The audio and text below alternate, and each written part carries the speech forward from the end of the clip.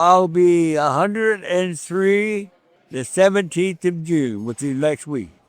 And you are one of the last American WW2 veterans. Yeah, yeah. I got medals from the military for saving men. The snipers from high places would be shooting soldiers, and I would knock that out right away. But I didn't, people ask me why I thought of the German soldier. I felt sorry for him. He had to do what Hitler said. And I knew some of them were Christians. At least I knew what I was fighting for. We liberated Dachau. That's right. You liberated Dachau. We liberated Dachau at the end of the war. I felt sorry for the people that were in there. We stopped that. And I feel good about that, We had to stop it. And we did, so. Thank you, Best Defense Foundation, that we had the great honor of traveling to Normandy to interview Mr. Jack Myers for a peace project, Life Wisdom of Centenarians. This is only possible because of your great trust. So thank you, Mr. and Mrs. Edwards, and also Mrs. Amanda, for making this interview for our peace project possible. Thank you. Thank you. I am Daniel Pleunik, a registered nurse from Austria and founder of the peace project Life Wisdom of Centenarians. Thank you once again, Best Defense Foundation. May I ask you, how old are you? Well, I'll be 103 the 17th of June, which is next week. On 17th of June 1923, you were born. That's when I was born. Yep. In the United States of America. United States of America. One of 13 children to the nicest, most wonderful parents I could ever have, and that's partly why I'm here. They taught me the right way to live, and that's important. Plus, they made me a Christian right away. And how does it feel like to be almost 103 years old and to be back here in Normandy during the D-Day commemoration? Oh, it's wonderful. I just told the leaders, I said, we had a wonderful educational program down at the booth, And I said, when we left, I told them, hey, this was the most wonderful information I got of the most important thing for me in the world. And you are one of the last American WW2 veterans. Yeah.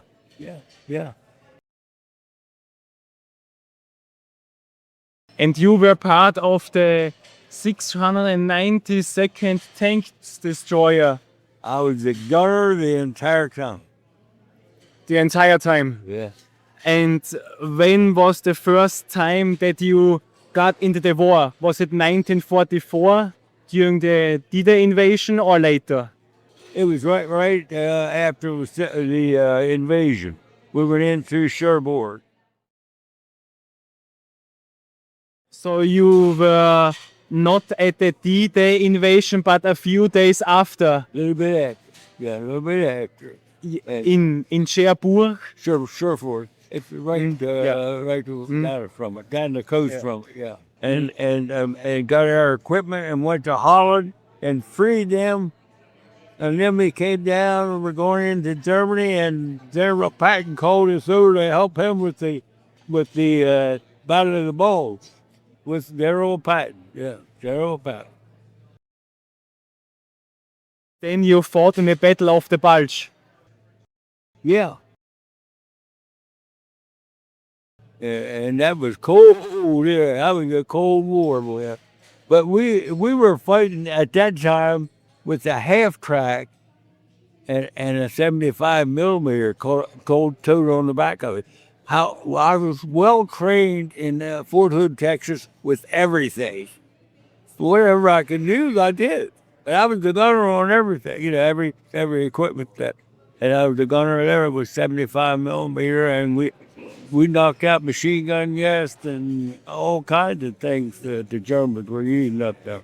The Tiger tank was very difficult to knock out, but we knocked the tracks off of it, and then we were surrounded and keep hammering it. They couldn't go anywhere, so that was one way to defeat them. Yeah. What was the most difficult thing about being a gunner? What's that? What was the most difficult thing about being a gunner? Oh, well, I got medals on my. I don't have that on, buddy. I got medals from the military for saving men. The snipers from high places would be shooting soldiers, and I was knocked that out right away. I tell you, with that. Well, when I entered Germany at Ruhr River, they give me a M36 with a 90 millimeter on it. I'm telling you, a weapon. Anything I put on crosshairs at 1,000 yards, I had it. And that bullet was faster than sound, you know what I mean? And that's what I got that medal for, saving a lot of those men that were being killed by snipers. And as soon as we took a village, we'd be looking for that guy, and I found him, and I'd take him out right away. But I didn't, people ask me why I thought of the German soldier. I felt sorry for him. He had to do what Hitler said. And I knew some of them were Christians. At least I knew what I was fighting for. We liberated Dachau. That's right. You liberated Dachau. We liberated Dachau at the end of the war. What was that experience like, liberating the concentration camp Dachau? Dachau, those prison camps were horrible. And, well, it made me feel so good that we were getting rid of them, but I felt sorry for the people that were in there. We stopped that, and I feel good about that, We had to stop it, and we did, so. And how did you experience the end of the Second World War in Europe? How was the feeling like when you liberated Europe and Germany and the war ended? What was the feeling like? Oh, it was a great feeling, I'm telling you. Like I said, I was in the greatest outfit and well trained. And I will tell you this now. Just recently, last year, the Hagerstown magazine, where I grew up, wrote a book about me. And I'm on the front like that with my uniform, a great picture. Then inside they had about 4 pages of how my German driver got killed. They told that story exactly how it was, how it happened, without making a mistake. And people love it. We sold thousands of them. But you think about that magazine, they make so many and then they quit. I could sell another 1,000 if I could guess. You were one of the very last heroes who liberated Europe. One of the very last. Yeah. Not many are left. You are one of the greatest generation. Yeah.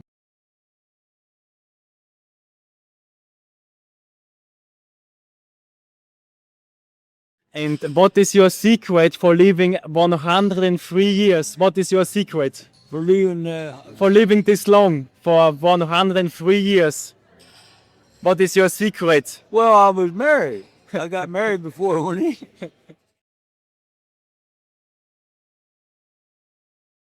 And my wife was home with a little boy. We raised 3 boys, and they're doing wonderful.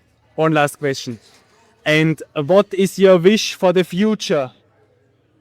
What was your wish for the future? Well, I wanted to. I got back to the same thing I was doing, driving a laundry and dry cleaning truck, and I was making good money, but I thought I should go in a business where I had a trade, and the government supplied the money for me to do that. And I learned to refinish and upholster furniture. I set up a place like that in my hometown. Man, I had so many people in there I couldn't take, and they wanted to buy new. I kept putting new in. I had to move to Hagerstown and open up a new furniture store. And I was in my whole life selling furniture, and I loved it. I loved it, and I did well for it too. I was there for about 60 years until I retired at 77. 77 years old. 77. Well, thank you, Mr. Jack Mayers, that we had the great honor of interviewing you today as part of our peace project. Thanks to the Best Defense Foundation. This was a great honor, and many people will learn from you. Oh, Thank you very much. They're great people, and I really love meeting you and doing this. Okay, great. Can we just take one last picture? You finished? Okay.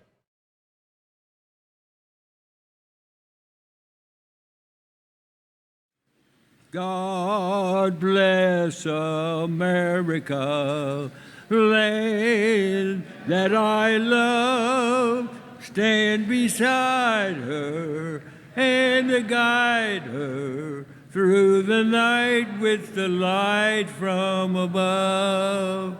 From the mountain to the prairie to the ocean white with foam. God bless America, my home, sweet home. God bless America, my home, sweet